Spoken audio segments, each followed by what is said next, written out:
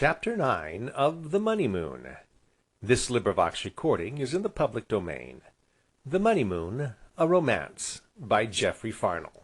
Chapter 9, in which may be found some description of Arcadia, and gooseberries. Anthea, leaning on her rake in a shady corner of the 5-acre field, turned to watch Bellew who, stripped to his shirt-sleeves, bare of neck and arm, and pitchfork in hand, was busy tossing up great mounds of sweet-smelling hay to Adam, who stood upon a wagon to receive it, with Small Porges perched up beside him. A week had elapsed since Bellew had found his way to Dapplemere, a week which had only served to strengthen the bonds of affection between him and his nephew, and to win over sharp-eyed, shrewd little Miss Priscilla to the extent of declaring him to be, "First, a gentleman, Anthea, my dear, and secondly, what is much rarer nowadays, a true man." A week, and already he was hail fellow well met with everyone about the place, for who was proof against his unaffected gaiety, his simple, easy, good fellowship? So he laughed, and joked as he swung his pitchfork, awkwardly enough to be sure, and received all hints and directions as to its use, in the kindly spirit they were tendered.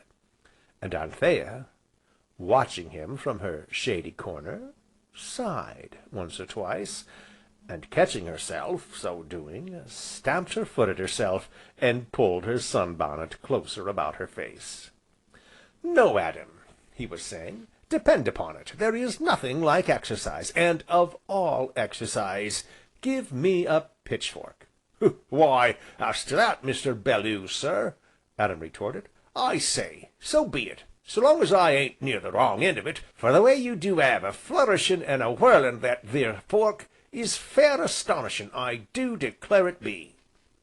"Why, you see, Adam, there are some born with a leaning towards pitchforks, as there are others born to the pen, and the palette, and things, but for me, Adam, the pitchfork every time," said Bellew, mopping his brow. "If you was to try and 'andle it more as if it was a pitchfork now, Mr. Bellew, sir," suggested Adam, and, not waiting for Bellew's laughing rejoinder, he chirruped to the horses, and the great wagon creaked away with its mountainous load, surmounted by Adam's grinning visage, and Small Porges's golden curls, and followed by the rest of the merry-voiced haymakers. Now it was that, turning his head, Bellew espied Anthea watching him, whereupon he shouldered his fork, and, coming to where she sat upon a throne of hay, he sank down at her feet with a luxurious sigh. She had never seen him without a collar before, and now she could not but notice how round, and white, and powerful his neck was, and how the muscles bulged upon arm, and shoulder, and how his hair curled in small damp rings upon his brow. "It is good," said he, looking up into the witching face above him, "yes, it is very good to see you idle, just for once." "And I was thinking it was good to see you work, just for once." "Work!" he exclaimed, "my dear Miss Anthea, I assure you I have become a positive glutton for work. It has become my earnest desire to plant things, and grow things, and chop things with axes, to mow things with scythes. I dream of pastures, and ploughs, of pails and pitchforks by night, and by day, reaping hooks, hoes, and rakes are in my thoughts continually, which all goes to show the effect of this wonderful air of Arcadia. Indeed, I am as full of suppressed energy these days as Adam is of the old Adam. And, talking of Adam, reminds me that he has solemnly pledged himself to initiate me into the mysteries of swinging a scythe to-morrow morning at 5 o'clock. Yes, indeed, my heart bounds responsive to the swish of a scythe in thick grass, and my soul sits enraptured upon a pitchfork." "How ridiculous you are!" she laughed. "And how perfectly content," he added. "Is anyone ever quite content?" she sighed, glancing down at him wistful-eyed. "Not unless they have found Arcadia," he answered.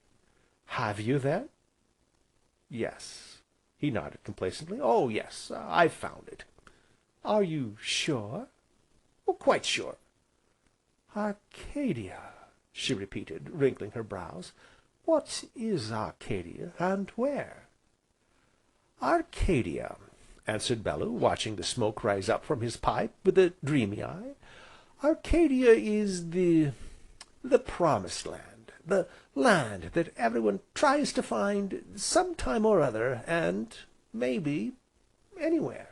"And how came you to find it?" "By the most fortunate chance in the world." "Tell me," said Anthea, taking a wisp of hay, and beginning to plait it in dexterous brown fingers. "Tell me how you found it." "Why then, you must know, in the first place," he began in his slow, even voice, "that it is a place I have sought for in all my wanderings, and I have been pretty far afield. But I sought it so long, and so vainly, that I began to think it was like the El Dorado of the old adventurers, and it never existed at all." "Yes," said Anthea, busy with her plaiting. "But, one day, Fate, or Chance, or Destiny, or their benevolent spirit, sent a certain square-shouldered waggoner to show me the way, and, after him, a very Small Porges, bless him, to lead me into this wonderful Arcadia." "Oh, I see," nodded Anthea, very intent upon her plaiting. "But there is something more," said Bellew. "Oh?" said Anthea. "Shall I tell you?" "If it is very interesting."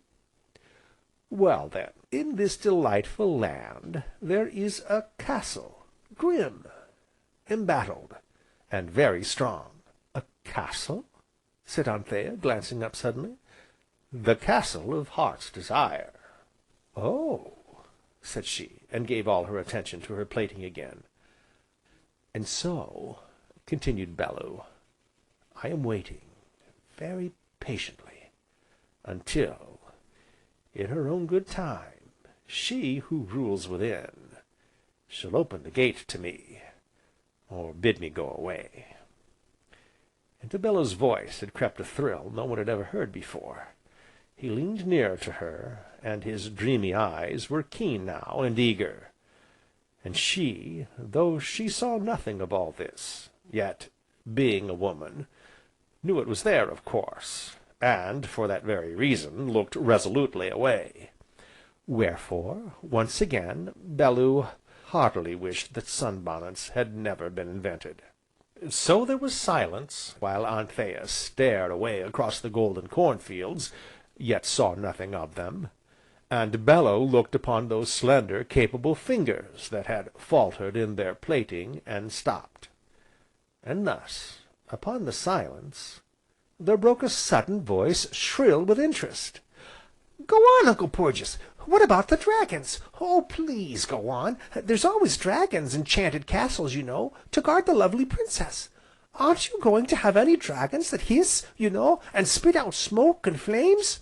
Oh, do please have a dragon." And Small Porges appeared from the other side of the haymow, flushed and eager.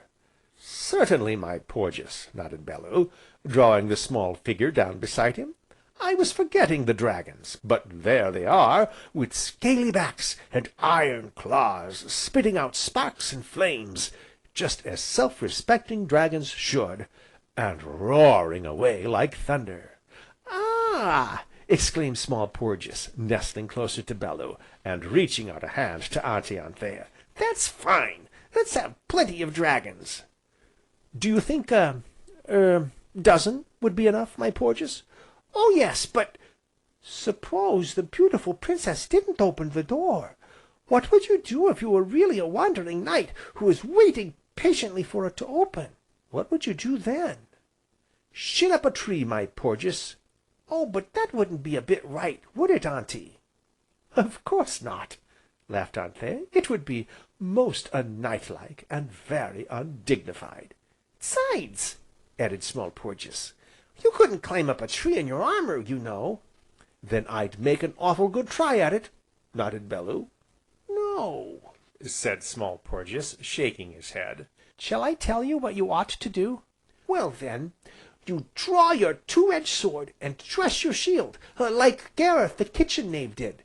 He was always dressing his shield, and so was Lancelot. And you'd fight all those dragons, and kill 'em, and cut their heads off." "And then what would happen?" inquired Bellew. "Why then the lovely princess would open the gate, and marry you, of course, and live happily ever after, and all would be revelry and joy." "Ah!" sighed Bellew, "if she'd do that, I think I'd fight all the dragons that ever roared, and kill them too. But supposing she, wouldn't open the gate?" "Why then," said Small Porges, wrinkling his brow, "why then, you'd have to storm the castle, of course, and break open the gate, and run off with the princess on your charger, if she was very beautiful, you know." "A most excellent idea, my Porges. If I should happen to find myself in like circumstances, I'll surely take your advice." Now, as he spoke, Bellew glanced at Anthea, and she at him, and straightway she blushed, and then she laughed, and then she blushed again, and still blushing, rose to her feet, and turned to find Mr. Cassilis within a yard of them. "Ah, Miss Anthea," said he, lifting his hat. "I sent Georgy to find you, but it seems he forgot to mention that I was waiting." "I'm awful sorry, Mr. Cassilis, but Uncle Porges was telling us about dragons, you know," Small Porges hastened to explain. "Dragons!" repeated Mr. Cassilis, with his supercilious smile. "Ah, indeed, dragons should be interesting, especially in such a very quiet, shady nook as this. Quite an idyllic place for story telling. It's a positive shame to disturb you." And his sharp white teeth gleamed beneath his moustache as he spoke, and he tapped his riding boot lightly with his hunting crop, as he fronted Bellew, who had risen, and stood bare-armed, leaning upon his pitchfork, and, as in their first meeting, there was a mute antagonism in their look. "Let me introduce you to each other," said Anthea, conscious of this attitude. "Mr. Cassilis of Brampton Court, Mr. Bellew, of nowhere in particular, sir," added Bellew. "And pray," said Mr. Cassilis perfunctorily, as they strolled on across the meadow, "how do you like Dapplemere, Mr. Bellew?" "Immensely, sir, beyond all expression." "Yes, it is considered rather pretty, I believe." "Lovely, sir," nodded Bellew, "though it is not so much the beauty of the place itself that appeals to me so much as what it contains." "Oh, indeed!" said Mr. Cassilis, with a sudden sharp glance. "To what do you refer?" "Gooseberries, sir." "I, beg your pardon?" "Sir," said Bellew gravely, "all my life I have fostered a secret passion for gooseberries. Raw, or cooked, in pie, pudding, or jam, they are equally alluring. Unhappily, the American gooseberry is but a hollow mockery, at best." "Ha?" said Mr. Cassilis, dubiously. "Now, in gooseberries, as in everything else, sir, there is to be found the superlative, the quintessence, the ideal.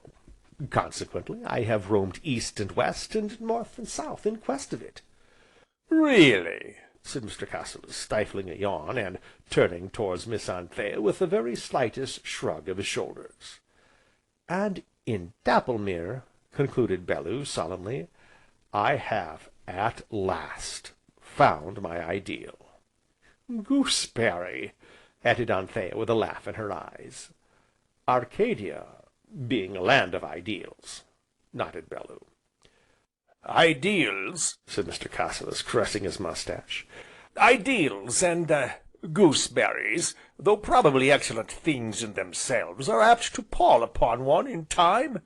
Personally, I find them equally insipid." "Of course, it is all a matter of taste," sighed Bellew.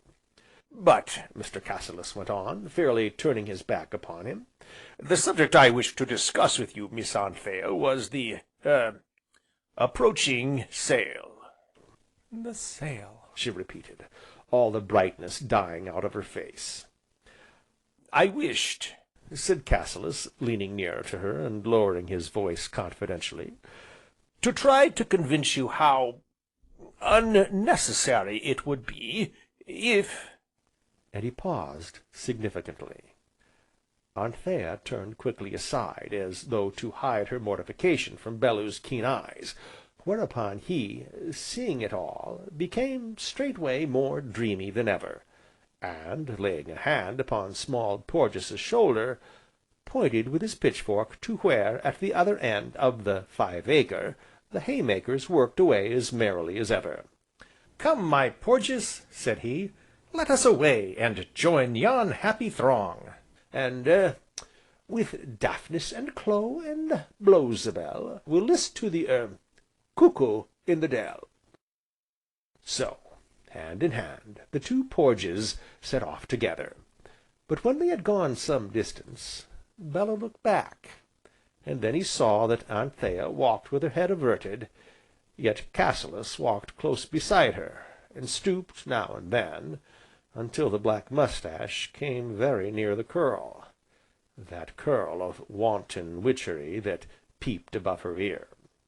"Uncle Porges, why do you frown so?" "Frown, my Porges? Did I? Well, I was thinking." "Well, I'm thinking too, only I don't frown, you know, but I'm thinking just the same." "And what might you be thinking, nephew?" "Why, I was thinking that although you're so awful fond of gooseberries, and though there's lots of ripe ones on the bushes, I've never seen you eat a single one." End of chapter 9.